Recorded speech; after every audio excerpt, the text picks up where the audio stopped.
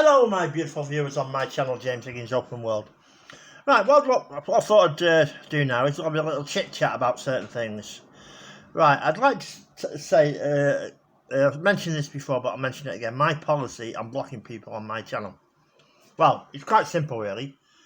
If you come on my channel verbally abusing me, you will get blocked. It's as simple as that. The comments you leave will be deleted. You will not get a reply to those comments. They will just be deleted and you will be blocked. It's as simple as that. I've got a heart of gold, me, absolute heart of gold. I'm a nice guy. Anyone who knows me would tell you that. Absolute 100% nice guy. I'm not racist in any way, shape or form. I haven't got a racist bone in my body, and I'll prove it now. If you look there, you'll see Kunta Kinte, who was an African slave. Now, if I was racist, I wouldn't have that in my arm, would I? I am not racist in any way, shape or form.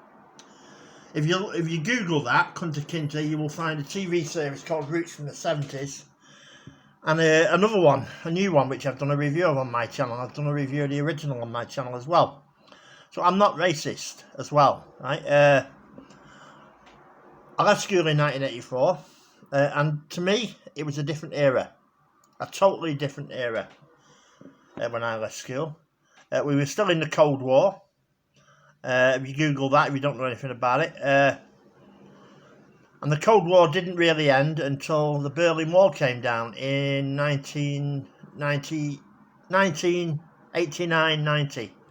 That's when the Berlin Wall came down, because Eastern Europe was part of the Soviet Union. Germany was two countries. You had West Germany and East Germany. So it was two countries. They even had their own football teams. East Germany and West Germany. Right? So, yeah. It was a different era. Absolute different era. When I was at school, where I live, at junior school and high school, everybody, apart from one person, was white English-speaking people. And that's the way it's been for people. I'm 52. For people of my age and above, in small towns up and down the UK. That is the way it's been. Well, the big divider was when the Berlin Wall came down. So basically, you can say from 1990, which is 30 years ago now. Before 1990, it was a different world. After 1990, Eastern Europe was free, because in the Cold War, Eastern Europeans, as Eastern Europeans of my age will tell you, they were not allowed to leave Eastern Europe, and that was wrong. It was bang out of order. They were virtual prisoners, and people who had tried to leave East Germany when the Berlin Wall was being put up were shot. And I think they even had mines. There's a famous escape from East Germany. I've got the film. Disney did a film, I forget what it's called. These people who escaped in a balloon, made their own hot air balloon, made two. And it's a great film.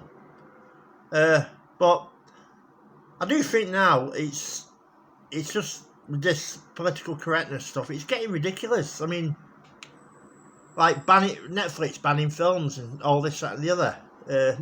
You can't watch this, can't watch that.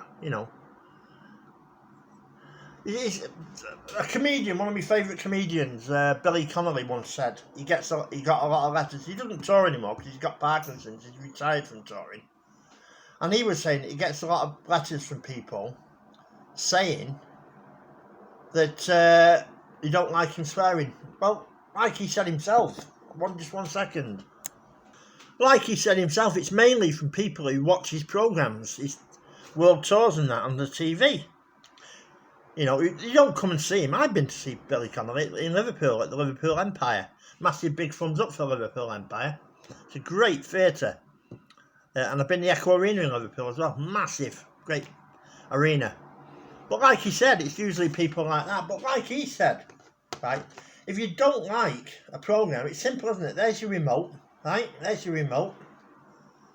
You just press the button. You don't even have to get up off your chair. Press the button and Billy Connolly's out of there. Like if you don't like my channel, it's simple, isn't it? Go to another YouTube channel. If you don't like my channel. or anybody's YouTube channel. If you don't like it, don't watch it. You know, it's getting ridiculous. I mean, you know, I mean, it's like the word racist. I mean,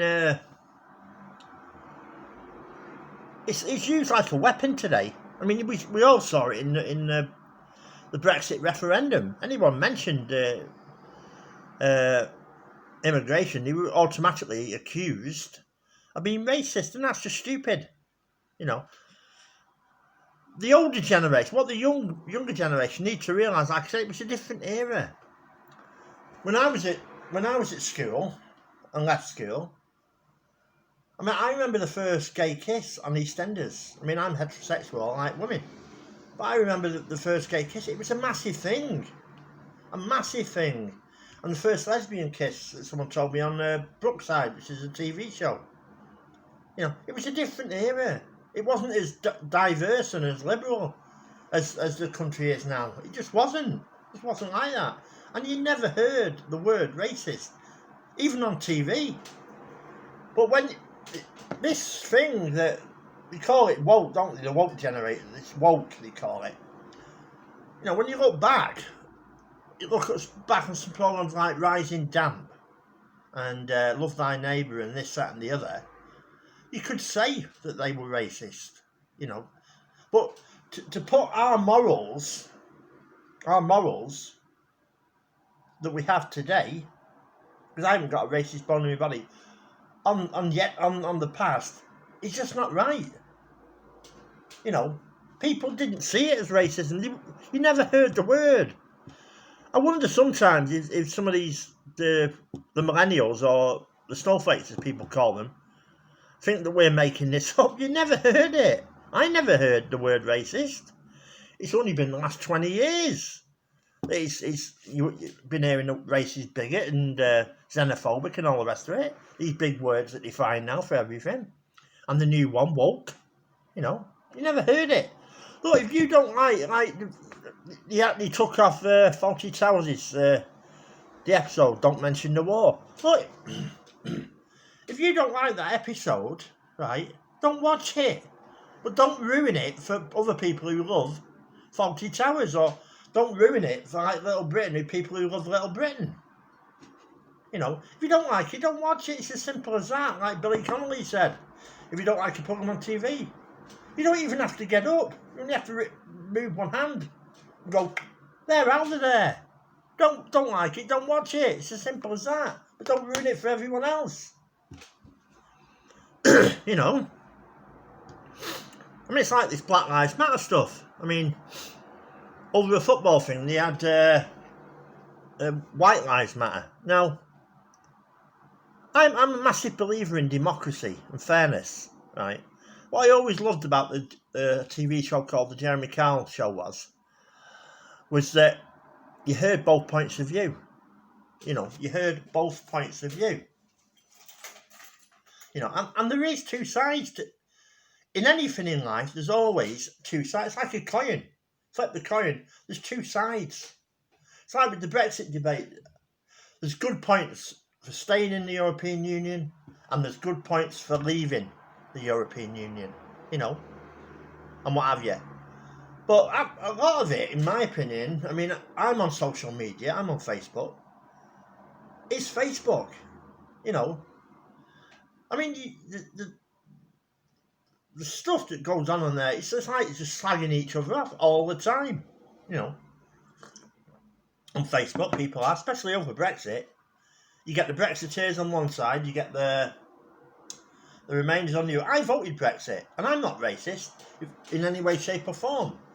But now, I would vote to stay.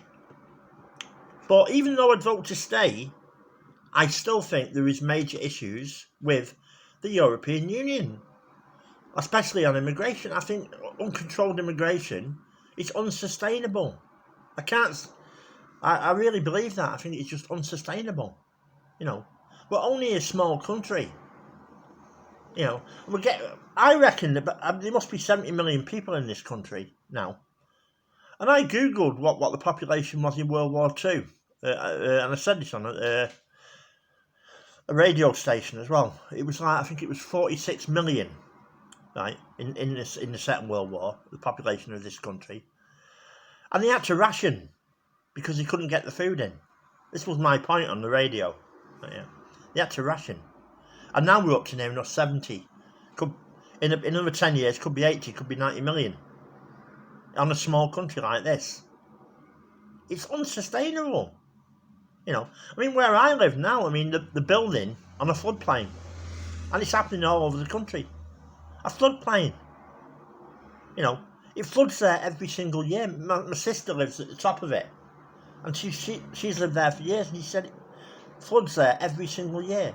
So those people who are probably live in Manchester, moving around here, and buy those houses when they're finished, yeah, they get a few floods in them, year on year. They're not going to get insurance, are they? You know, see what I mean?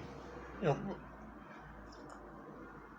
know, I believe in freedom of speech. And with freedom of, I mean, if you don't like with Brexit, I mean, we voted to leave. You know, Boris Johnson at the last election got an 80-seat majority. If you don't like that outcome, you know, and you only like democracy when it goes your way, maybe you should live in North Korea or something, you know. Because there is people, we're so lucky here, we don't realise how lucky we are that we can actually debate these issues, you know. But slagging each other off, it's getting you nowhere. It's like a Punch and Judy show, you know. I mean, you should try and listen to somebody else's point of view. It's like me, I mean, like I said, I mean, I voted Brexit, but I would vote to stay. But even though I vote to stay, I've still got major issues with the EU, especially on immigration, because I think it's unsustainable, you know. And like the migrants in Calais. Now, the way I look at that, I feel heartily sorry for these people. I really do, you know. And we have a moral responsibility to help genuine migrants, who are fleeing persecution. But I'm sorry if this offends anybody, and I really am. I truly am. You know me, I've got a heart of gold. But a lot of them are economic migrants, you know. And to my knowledge, there is not a war going on in France. And all these other European countries have come through to get to Calais. There's not a war there, you know. I'm not saying we shouldn't take refugees in, we should. It's like Farage when people say he's a racist. Well, I don't believe that. I'm sorry, I just don't. I mean, to my understanding is he married a German, and had a couple of kids, I think. I think he got divorced. I'd have to Google it. But now, if he was racist, he wouldn't do that, would he? And I've never heard Nigel Farage ever saying he wants to stop immigration. All he's ever said is he wants to control it, and I just think that's sensible, to be honest, you know. But there you go. I mean, if you can find a video of Nigel Farage saying he wants to stop immigration totally, please leave me a link in the comment section, and I'll watch the video. Because I've never heard him say that ever. You know, it's like me, I'm not racist. I haven't got a racist bone in my body. You know, I haven't got a racist bone in my body. I just think we need to respect everybody's opinion.